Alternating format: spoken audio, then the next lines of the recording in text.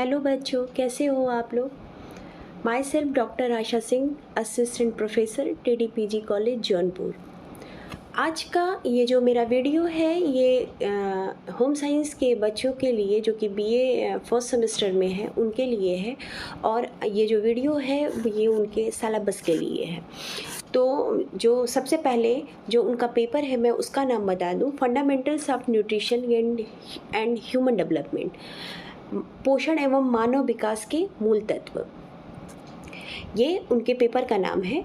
और इस पेपर को दो पार्ट में बांटा गया है, fundamentals of nutrition and human development. एक आपको न्यूट्रिशन के बारे में पढ़ना है और दूसरा आपको ह्यूमन डेवलपमेंट के बारे में पढ़ना है। मतलब 8 यूनिट का आपका पूरा सिलेबस है और 4 यूनिट में आपको न्यूट्रिशन पढ़ना है और 4 यूनिट में आपको ह्यूमन डेवलपमेंट पढ़ना है। ठीक है, तो ये 8 यूनिट में पूरा आपका सिलेबस बटा हुआ है और न्यूट्रिशन और मानव विकास के बारे में आपको पढ़ना है, जो भी बेसिक कॉन्सेप्ट्स हैं। तो पहला जो यूनिट है इसमें जो पहला पॉइंट है वो है traditional home science and it's relevance in current era, contribution made by Indian home science. ठीक है, होम साइंटिस्ट उसमें M स्वामीनाथन है, CV गोपालन है, SK डे है, रविन्द्रनाथ टैगोर है, एक्सेट्रा है। ठीक है, ट्रेडिशनल होम साइंस, पारंपरिक गृह विज्ञान।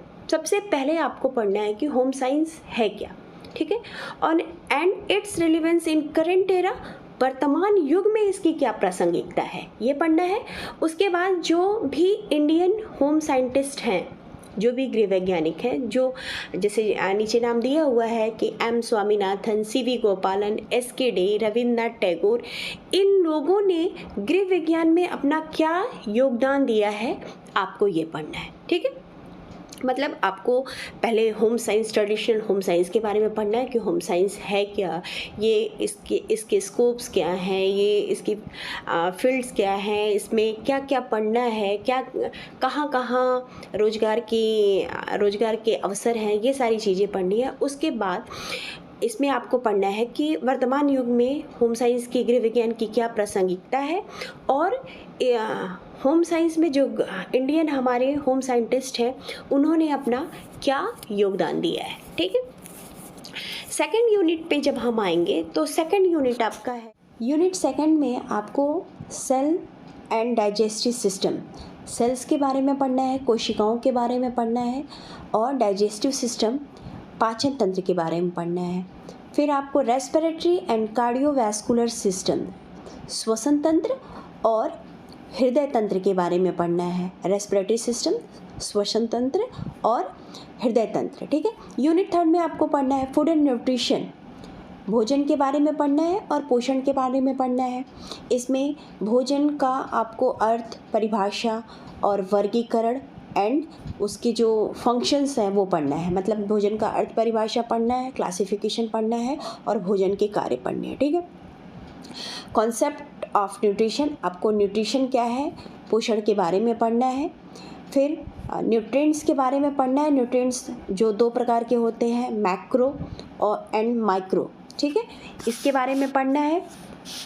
सूक्ष्म और बृहद जो पोषक तत्व होते हैं वो पढ़ना है। उसके बाद आपको वो जो पोषक तत्व जितने हैं उनकी प्राप्ति कहाँ से होती है, उनके सोर्सेस पढ़ने हैं, और उन पोषक तत्वों की जब शरीर में कमी हो जाती है तो उससे जो उत्पन्न होने वाली बीमारियां हैं वो कौन है, उसकी कमी से होने वाले जो डिजीज़ है वो कौन है। ठीक है, तो न्यूट्रिएंट्स पढ़ना है, मैक्रो एंड माइक्रो, उनके सोर्सेस पढ़ने हैं और डेफिशिएंसी, डिजीज़, कमी से होने वाले रोग। यूनिट फोर्थ में अगर हम आएंगे तो हमको पढ़ना है कि भोजन, कुकिंग मेथड्स। ठीक है, भोजन पकाने की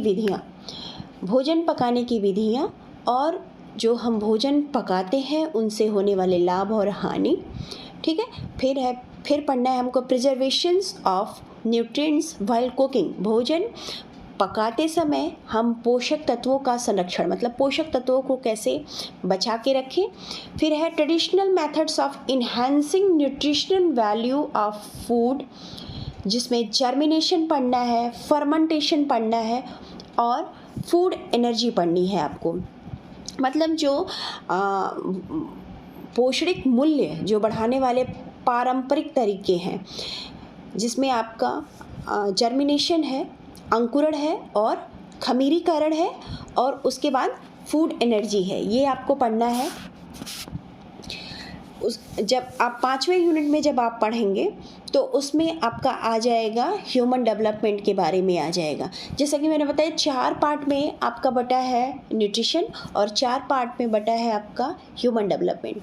तो ये 4 पार्ट में आपको न्यूट्रिशन पढ़ना है। जब 5वां पार्ट आप स्टार्ट करेंगे उसमें इंट्रोडक्शन टू ह्यूमन डेवलपमेंट, जिसमें सबसे पहले आपका आएगा कि मानव विकास का परिचय, इंट्रोडक्शन टू ह्यूमन डेवलपमेंट। इसमें मानव विकास का परिचय पढ़ना है, जिसमें मानव विकास, सबसे पहले मानव विकास के अध्ययन की आवश्यकताएं क्यों हुई, ठीक है, मानव विकास के अध्ययन की आवश्यकता क्यों हुई, उसका कॉन्सेप्ट पढ़ना है, अवधारणा पढ़ना है एवं उसकी परिभाषाएं पढ़नी है, ठीक है।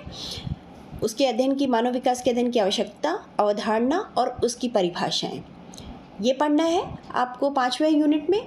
फिर domains, stage and context of development, principles of growth and development, determinants of development, heredity and environment.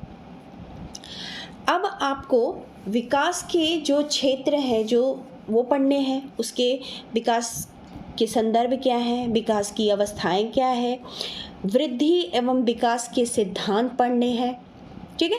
फिर विकास के जो निर्धारक तत्व होते हैं वो पढ़ना है। विकास के निर्धारक तत्व जो कि 2 होते हैं, वंशानुक्रम और वातावरण, ये पढ़ना है, ठीक है।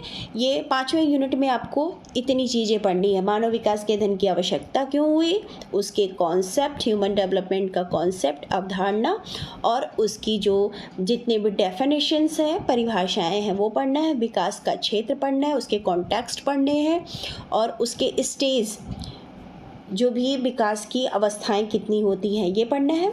फिर वृद्धि एवं विकास के सिद्धांत पढ़ने हैं आपको, ठीक है, principles of growth and development. उसके बाद determinants of development, heredity and environment, मतलब विकास के निर्धारक तत्व कौन कौन से हैं, वंशानुक्रम और वातावरण है, वो पढ़ना है। जो 6वां यूनिट है उसमें आपको पढ़ना है prenatal development and birth process. Prenatal development मतलब जो जन्म से पहले की जो अवस्था होती है उस अवस्था के बारे में पढ़ना है, जिसमें आपको सबसे पहले जो गर्भस्थ शिशु का विकास व जन्म प्रक्रिया है, ये सारी चीज़ें पढ़नी है। जन्म की अवस्थाएं, कितनी अवस्थाएं जन्म की होती हैं, ये पढ़ना है। उसके बाद जैसे जो प्रेगनेंसी होती है और जो शिशु जन्म की अवस्थाएं होती हैं वो पढ़ना है। फिर उसके प्रसव के प्रकार कितने होते हैं आपको वो पढ़ना है, ठीक है। और जो प्रीनेटल में जो भी उसके शारीरिक आकार एवं क्षमता के बारे में पढ़ना है। प्रसव के कितने टाइप्स के जो प्रसव होते हैं वो पढ़ना है आपको, प्रसव के प्रकार पढ़ना है, ठीक है। इतनी चीज़ें आपको पढ़नी है। कौन कौन से वो तत्व होते हैं जो कि उसको प्रीनेटल डेवलपमेंट को प्रभावित करते हैं, ये पढ़ना है। फैक्टर्स अफेक्टिंग प्रीनेटल डेवलपमेंट, मतलब जो जन्म से पहले की जो अवस्थाएं हैं, विकास है, उसको कौन कौन से फैक्टर हैं जो कि प्रभावित करते हैं, इतना पढ़ना है आपको। फिर आप जब 7वें यूनिट में आएंगे इसमें आपको इन्फेंसी के बारे में पढ़ना है, शैशवावस्था, टोटल इन्फेंसी के बारे में इसमें पढ़ना है आपको। तो उसमें शैशवावस्था क्या है उसके बारे में जानेंगे। शैशवावस्था में डेवलपमेंटल टास्क कौन कौन से होते हैं ये जानना है आपको, ठीक है। शैशवावस्था, उसके बाद प्री स्कूल जो स्टेज होता है, developmental task during infancy and preschool age. तो डेवलपमेंटल टास्क जो भी विकासात्मक कार्य होता है, जो शैशवावस्था के विकासात्मक कार्य हैं उसके बारे में पढ़ना है। और जो विद्यालय जाने से पहले की जो अवस्था है, प्री स्कूल जो बच्चे होते हैं उनका जो डेवलपमेंटल टास्क होता है उसके बारे में भी पढ़ना है। शैशवावस्था में ही शारीरिक विकास वो पढ़ना है आपको, फिजिकल डेवलपमेंट, और आपको मोटर डेवलपमेंट में पढ़ना है गत्यात्मक विकास, क्रियात्मक विकास, ठीक है। गत्यात्मक या क्रियात्मक, बोथ आर सेम। तो फिजिकल शारीरिक विकास पढ़ना है, मतलब शैशवावस्था में शारीरिक विकास, शैशवावस्था में क्रियात्मक विकास, फिर शैशवावस्था में सामाजिक विकास पढ़ना है और शैशवावस्था के संवेगात्मक विकास। शैशवावस्था का ही संज्ञानात्मक विकास और भाषा विकास ये भी पढ़ना है आपको, ठीक है। मतलब आपको कौन कौन से विकास पढ़ने हैं। एक तो आपको शैशवावस्था का जो विकासात्मक कार्य होता है, जितने विकासात्मक कार्य हैं शैशवावस्था के वो पढ़ने हैं। उसके शारीरिक विकास, शैशवावस्था में होने वाले शारीरिक विकास को पढ़ना है, क्रियात्मक विकास को पढ़ना है, सामाजिक विकास को पढ़ना है और संज्ञानात्मक विकास को पढ़ना है, संवेगात्मक विकास को पढ़ना है और भाषा विकास को पढ़ना है, ठीक है। इन 2, 4, 2, 6 physical motor 2, social emotional 4, cognitive and language 6।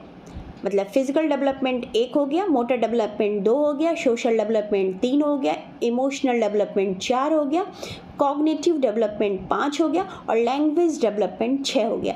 6 विकास आपको पढ़ने हैं, किस में, इन्फेंसी में पढ़ना है, ठीक है। अगली यूनिट जो आपकी 8वीं यूनिट है, इसमें पढ़ना है अर्ली चाइल्डहुड ईयर्स, ठीक है। जो पूर्व बाल्यावस्था है, पूर्व शालेय अवस्था है, इसको पढ़ना है। इसमें भी जो अर्ली चाइल्डहुड होता है, अर्ली चाइल्डहुड में जो बच्चे स्कूल जाने वाले नहीं हैं उनके बारे में पढ़ना है। उनके भी ये सारे जितना अभी आप ऊपर पढ़े हो वो सारे डेवलपमेंट आपको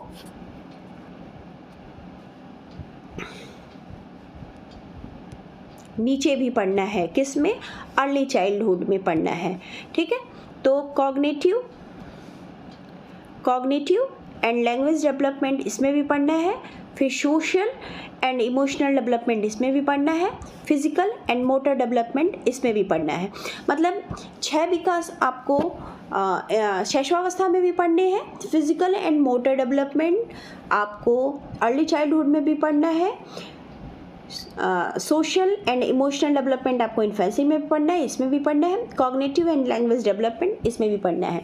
मतलब इसमें 2 अवस्थाएं, पहले तो आप प्रीनेटल अवस्था के बारे में पढ़ोगे और बर्थ प्रोसेस के बारे में पढ़ोगे। जो जन्म से पूर्व की अवस्था होती है, बच्चा जो 9 महीना गर्भ में होता है उसके भी स्टेज होते हैं, जिसको प्रीनेटल स्टेज कहते हैं। हमेशा जो स्टेज होती है ह्यूमन डेवलपमेंट की वो 2 पार्ट में डिवाइड होती है। एक प्रीनेटल स्टेज होता है, एक पोस्ट नेटल स्टेज होता है। जन्म से पहले की अवस्था और जन्म के बाद की अवस्था, ठीक है। तो जन्म के पहले की अवस्था जो prenatal development and birth process है, 6ठा यूनिट, इसमें आपको पढ़ना है। इसमें आपको कॉन्सेप्शन से लेके प्रेगनेंसी और जो चाइल्ड बर्थ स्टेज, जो भी प्रसव की जो प्रक्रिया होती है, प्रसव के प्रकार, कितने प्रकार से डिलीवरी होती है, वो सारी पढ़नी है, ठीक है। और उसके बाद जो प्रीनेटल डेवलपमेंट, जो जन्म से पहले की जो विकास होता है उसको कौन कौन से कारक प्रभावित करते हैं, वो जो 7वीं यूनिट है वो आपकी इन्फेंसी है, शैशवावस्था है। शैशवावस्था में विकासात्मक कार्य आपको पढ़ने हैं, ठीक है। फिर उसके बाद शारीरिक विकास, क्रियात्मक विकास, सामाजिक विकास, संज्ञानात्मक विकास, संवेगात्मक विकास और भाषा विकास। ये 6 विकास आपको पढ़ने हैं, किसमें, इन्फेंसी में पढ़ने हैं, शैशवावस्था में, और अर्ली चाइल्डहुड जो प्री स्कूल एज होती है उस अवस्था में भी ये आपके 6 विकास पढ़ने होते हैं। तो ये पूरा आपका ये सिलेबस है।